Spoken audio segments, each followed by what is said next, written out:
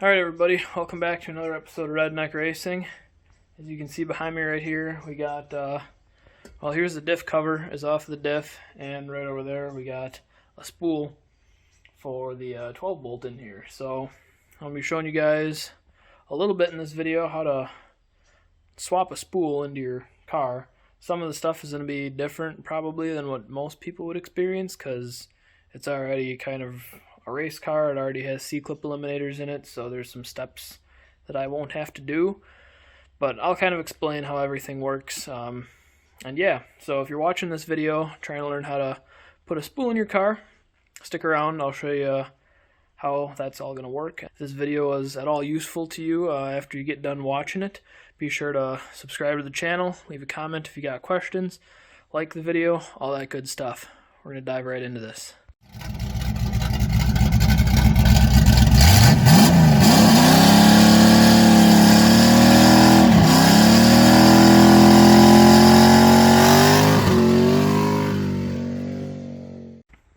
So real quick, I'm going to go over the spool that I got for it. This is, I believe, a 4 series spool. At least it should be. The guy said it came, or it had a set of 410s on it.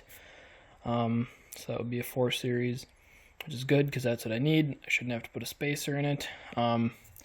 It's definitely used, but structurally everything looks fine. There's nothing really that can go wrong in a spool. If you're wondering what a spool is, basically it's like your typical axle carrier, but there's no worm gears, there's no clutches, there's no positive traction.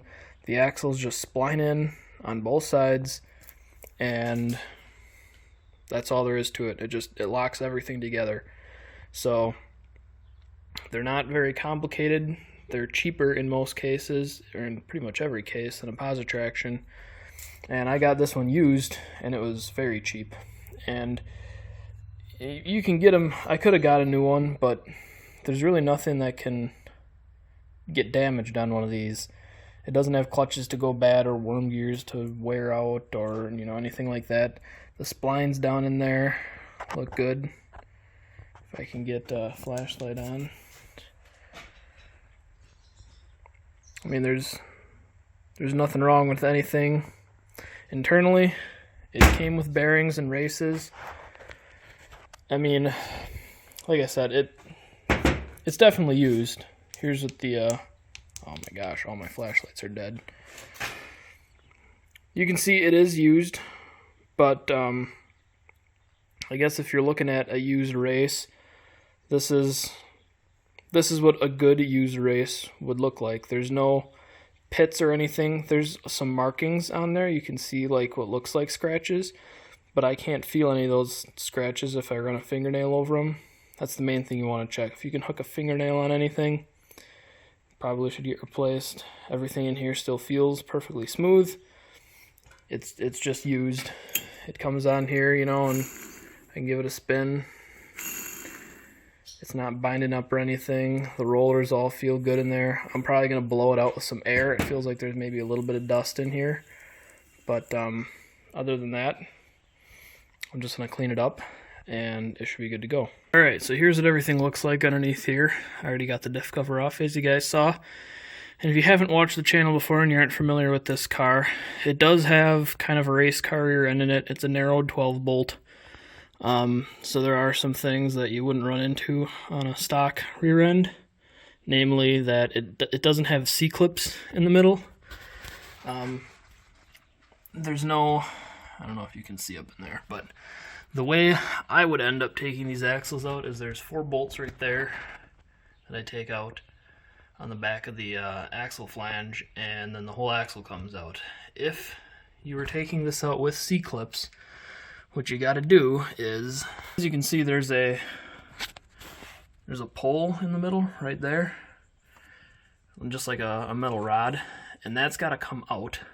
And typically there's a bolt that holds that in. But if you can see, there's a bolt right here. You take that bolt out, then this pin will slide out, and then you can actually scooch the axles in towards the middle a little bit more, and there's little clips on the ends of the axles, and you take those clips out or they just fall out, and then you can slide the axles out. And And for drag racing, the reason they don't want you to do that is typically the axle will fail right inside of here somewhere, and then there's nothing holding the axle in.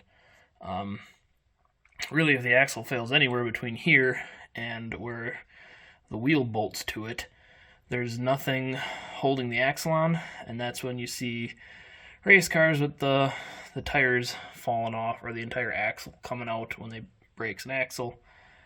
And instead of it just, revving up and wrecking your axle, your entire wheel falls off, and then you wreck other stuff because there's no wheel on it anymore. So typically it is kind of a hassle to get the axles out. You do have to take the diff cover off, kind of monkey around inside of here, get everything taken apart. But for me, I'm just going to take the 4 bolts off on either side and slide these axles out. And then what I'm going to do is take off the 4 bolts on these 2 caps right here. And once those are taken out, this whole axle carrier will just plop right out of here. And then I'll be taking the gear off, putting it on the spool, slapping everything back inside. So in my case, I'm going to be taking the ring gear off of the axle carrier. If you have a different gear set that you're putting on your spool, you wouldn't have to worry about this step. Then you'd have to worry about taking the pinion out and putting a new pinion in. But for me, I'm reusing the same gear ratio. I'm literally just swapping the carrier over to a spool. So I'm taking the ring gear off. You want to be careful because a lot of times these bolts are reverse thread. For some reason, in this case, they weren't. And that was actually very surprising to me. So you just kind of want to be careful. I would almost recommend trying to loosen them off by going this way with it. That's what I did, and I could just tell right away that it wasn't getting looser. I could tell that it was tightening it. These aren't torqued crazy tight, at least they shouldn't be. I think the torque spec is like 40 or 50 foot-pounds. So just be careful. I would start trying to loosen them off by going clockwise, because the majority of the time they are reverse thread. Alright, so after you've gotten the ring gear off of the old carrier, which I've got over there, take the ring gear off, slide it back on the spool, and these are typically kind of a tight fit, even if you're putting it onto a regular carrier. You kind of gotta start one of the bolts first, spin it upside down. You kind of gotta, these ones have washers underneath them. What I had to do is leave the washer off and put in one on each side, maybe 4 of them in, and just kind of draw the gear up into the spool a little bit to where it's supposed to be seated. And then once it's kind of pressed up in there, they're kind of a press fit. Then you can take those bolts out, put the washers back on, and put all of them in. Then you can snug it all down by hand. And I torqued these to 50 foot-pounds. I saw specs ranging everywhere from about 45 to 90. 90 is definitely too much. Do not torque these to 90 foot-pounds. I don't know who was saying that. I think probably between 45 and 55 is about right. Like I said, I torqued these to 50. Everything was alright. I've had bad experience in the past torquing these too tight and kind of stripping some stuff out. So I went on the light side, but 50 foot-pounds is plenty. Now all that's really left to do is get the races put on this whole thing, and I'm just going to send the whole thing into the diff like that. Since this was a used spool and these bearings were used, I sprayed them out with some brake clean and then blew them out with some compressed air. Yeah, we're going to throw this in. I got to clean the diff cover up, get all the old goop off of there. I kind of already cleaned the diff out. You can see underneath, well, you can't really see it, but I sprayed that all with brake clean and tried to scrape off the gasket surface a little bit. Alright, you can see I've got the spool put into the diff, and I'm going to show you guys something that you don't want to have when you set this up. I just put this straight in with the shims that were in there, and I will say when I pulled it out, it did not seem like there was enough shims, and I think I'm definitely right, because if you can see see how the entire spool and ring gear moves back and forth this way? That's bad. We definitely don't want that. The backlash, that's probably way too much backlash, but that should definitely, if we scooch it all the way over this way, that's probably much better backlash. I'll test that later, but right now I gotta fix the fact that there's not enough shims in here at all. Typically what you want to do is measure how much shims there was on each side, measure the shims over here, measure over here, and then when you put your new ring gear or your new axle carrier, spool, whatever together, you you basically just move shims back and forth between the sides, all the while making sure you have the same amount of shimmage in total. I'm definitely not going to be able to do that in this case because there's not enough shims here to begin with, and there wasn't before. So I've got a couple of shims sitting here that were left over from one of the last diffs that we did. They're for a 10 bolt, but they should work as long as the axle can fit through. So yeah, I'm gonna try and shim that up, jimmy rig it. I don't really even have a number to go off of. This is a pretty bad tutorial because a lot of this stuff is stuff that you're not really gonna run into. But if you do run into this, I guess this is how you fix it. I don't know how many shims to put in. I'm just gonna shim it until it's for sure tight. Typically when we've had to put these in the past, we've had to use a hammer to get the last couple of shims in. You gotta pound them into the cracks here. So I'm gonna keep going until I need a hammer and some wood jams to shove them in there, and then call that tight enough, and then measure the backlash and hope it's good because I don't want to have to pull this thing back out. Alright, so I got this all set up with the dial indicator to check the backlash. So this is actually the third time that I've had this whole thing set up in here. You guys saw the first time when there was not enough shims in there at all. So I wound up cramming all the shims that I had in there. It's snug, but it's not super tight. It could probably stand to be a little bit tighter, but there's no more side-to-side play in the axle carrier. It's solid in there, which is good. The first time that I set this up with the backlash, I put all the shims on this side, and there was way too much backlash. It was still too far this way. So I wound up putting both of the thick shims over here and all of my little shims over there with one little shim on this side. And that brought my backlash in to about 0.25 millimeters. This dial indicator is in metric. So 0.25 millimeters is roughly, it's a little less than 10 thousandths of an inch. So that's within spec. A used gear set could be anywhere from like 9 thousandths to 12 thousandths is probably okay.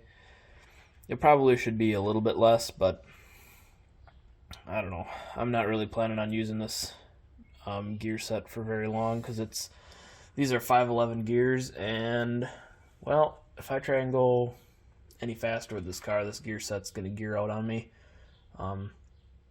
So I'm not planning on getting a whole lot of life out of these gears, so I'm going to be just fine with about between 9 and 10 thousandths backlash. That should be pretty good. It's a lot better than like 24 thousandths, which is what it was before. So now all that we have left to do really is put the diff cover back on. I got some RTV. They make gaskets for this, but I've always just put a bead of RTV around the gasket surface here and glued the diff cover on. Then we can shove the axles in and fill it up with juice. So here's kind of what you're going to want your RTV to look like. Mine's a little thin in some spots up on the top because I was scraping the bottom of the barrel on my RTV tube. But just make sure you get a lot down on the bottom. That's where it's going to sit for the most part, and even a little bit will be fine. You can also see I didn't clean the mating surface super well. And when you use the RTV stuff, it just kind of sinks into all the little cracks that are in there, and so you don't super much got to worry about it. But I did scrub it off a little bit with my fingernail and sprayed it off some brake clean earlier, so make sure it's semi-clean. Put you a fat bead of RTV on there and slap the cover on. My gasket actually still stuck to the cover. You can't really see it, but the gasket's still on there. It's still in one piece and it still looks pretty good. So I just kind of cleaned that off a little bit, and I'm gonna double up, use the old gasket and some new RTV, and she should seal right up. So when you're putting the diff cover on with RTV, what you want to do is not tighten everything down right away. Just make sure everything goes on finger tight. So all these bolts are finger tight. I got one left here. There's on these 12 bolts anyways, there's one with a washer, and that's the one that holds on the brake line clip. So there's a brake line clip, and the one of the bolts goes in there to hold that in place, and it's the one with the washer. And so I'm just running these down as tight as I can get them with my finger, basically. And then you want to let the RTV set for probably about, I don't know, I think the thing says 24 hours, but I don't know if you need to quite wait that long. But I'll probably leave it sit overnight anyways, and then just snug everything up in the morning. I don't know if there's a specific torque spec for these, but it's probably not very tight, probably 20 foot-pounds or something. This doesn't have to hold a whole lot of pressure. It's just got to keep everything from leaking.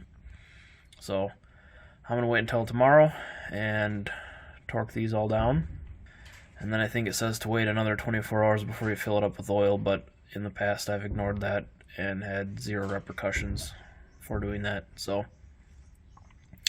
yeah, the only thing left to do now would be to put the axles on. I'm not going to do that right now because I'm also in the process of putting new brakes on the entire vehicle.